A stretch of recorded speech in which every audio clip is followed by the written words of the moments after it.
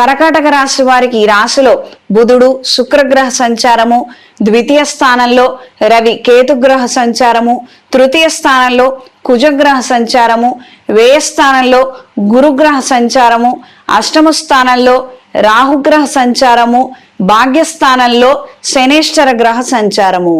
ఆరోగ్యరీత్యా కొన్ని మార్పులు ఏర్పడే అవకాశం ఉంటుంది. ఈ పూర్వకంగా ధనం ఖర్చు అయ్యే అవకాశం ఉంటుంది. తగు జాగ్రత్తలు అవసరం.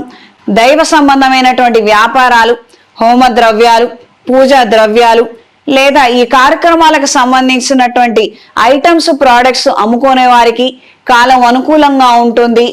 మంచి ఆదాయాన్ని పొందగలుగుతారు.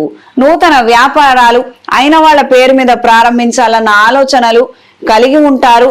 కొంతమంది కీలకమైనటువంటి వ్యక్తులతో మీకున్నటువంటి సత్సంబంధాలు, స్నేహాల ద్వారా మంచి ప్రయోజనాలను పొందగలుగుతారు.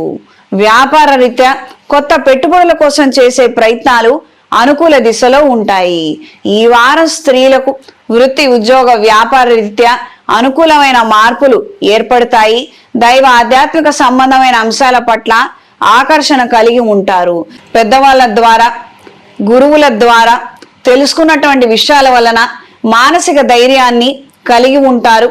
కొన్ని కార్యక్రమాలలో ఆటంకాలు ఎదురవుతున్నప్పటికీ వాటిని దాటే ప్రయత్నము ఎంతగానో చేయగలుగుతారు.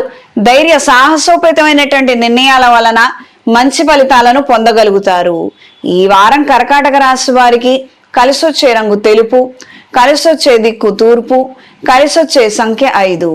ప్రతిరోజు లింగాష్టకాన్ని పఠించండి.